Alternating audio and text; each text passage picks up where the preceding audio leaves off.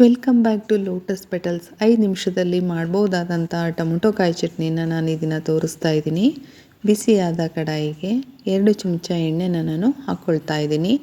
ಎಣ್ಣೆ ಬಿಸಿಯಾದ ನಂತರ ಕಟ್ ಮಾಡಿ ತೊಗೊಂಡಿರೋ ಅಂಥ 4 ಟೊಮೊಟೊ ಕಾಯಿ ಮತ್ತು 4 ಮೆಣಸಿನ್ಕಾಯಿನ ನಾನು ಇದಕ್ಕೆ ಹಾಕ್ಕೊಳ್ತಾ ಇದ್ದೀನಿ. ಮೆಣಸಿನ್ಕಾಯಿನ ಅರ್ಧ ಮುರಿದು ಹಾಕ್ಕೊಳ್ತಾ ಇದ್ದೀನಿ. ಅರ್ಧ ಮುರಿದು ಹಾಕ್ಕೊಳ್ಳೋದ್ರಿಂದ ಮೆಣಸಿನ್ಕಾಯಿ ಸಿಡಿಯಲ್ಲ ಮತ್ತು ಟೊಮೊಟೊ ಜೊತೆ ಬೇಗ ಫ್ರೈ ಆಗುತ್ತೆ. ಟೊಮೊಟೊ ಚಟ್ನಿ ಅಂತಂದರೆ ಬೇಗ ಆಗುತ್ತೆ ಮತ್ತು ರುಚಿಯಾಗಿರುತ್ತೆ. ಆದ್ದರಿಂದ ಎಲ್ಲರೂ ಇದನ್ನು ಇಷ್ಟಪಡ್ತಾರೆ. ಟೊಮೆಟೊ ಅರ್ಧ ಹುರಿದಾದ ನಂತರ ಇದಕ್ಕೆ ನಾನು ರುಚಿಗೆ ತಕ್ಕಷ್ಟು ಉಪ್ಪನ್ನು ಹಾಕ್ಕೊಳ್ತಾ ಇದ್ದೀನಿ. ಉಪ್ಪನ್ನು ಹಾಕೋದ್ರಿಂದ ಟೊಮೊಟೊ ಬೇಗ ಫ್ರೈ ಆಗುತ್ತೆ. ನಂತರ ಇದನ್ನು ಮಿಕ್ಸ್ ಮಾಡ್ತಾ ಇದ್ದೀನಿ.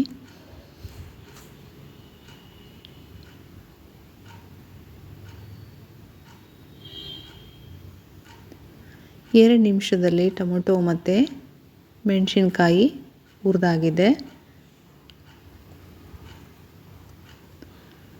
ಇನ್ನೊಂದು ಕಡಾಯಿಗೆ 2 ಎಸಳು ಕರಿಬೇವಿನ ಸೊಪ್ಪು ಮತ್ತು 2 ಚಮಚ ಜೀರಿಗೆನ ನಾನು ಹಾಕ್ಕೊಳ್ತಾ ಇದ್ದೀನಿ. ಜೀರಿಗೆ ಮತ್ತು ಕರಿಬೇವಿನ ಸೊಪ್ಪು ಸುವಾಸನೆ ಬರೋ ತನಕ ಹುರ್ಕೊಳ್ಬೇಕು.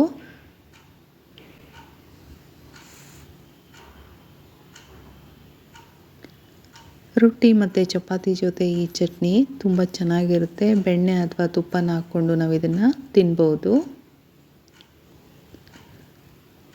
ಜೀರಿಗೆ ಮತ್ತು ಕರಿಬೇವಿನ ಸೊಪ್ಪು ನೀಟಾಗಿ ಹುರಿದಿದೆ. ತಣ್ಣಗಾದ ನಂತರ ಇದನ್ನು ನಾನು ಒಂದು ಮಿಕ್ಸಿ ಜಾರ್ಗೆ ಹಾಕ್ಕೊಳ್ತಾ ಇದ್ದೀನಿ.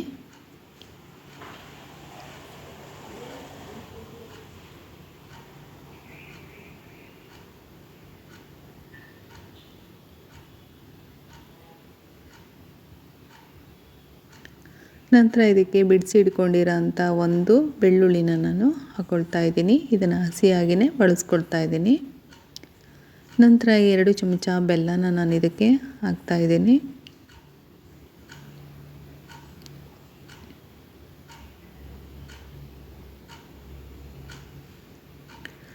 ನಂತರ ಹುರಿದು ಇಟ್ಕೊಂಡು ತಣ್ಣಗಾಗಿರೋ ಅಂಥ ಮೆಣಸಿನ್ಕಾಯಿ ಮತ್ತು ಟೊಮೊಟೊನ ನಾನು ಇದಕ್ಕೆ ಹಾಕ್ತಾ ಇದ್ದೀನಿ.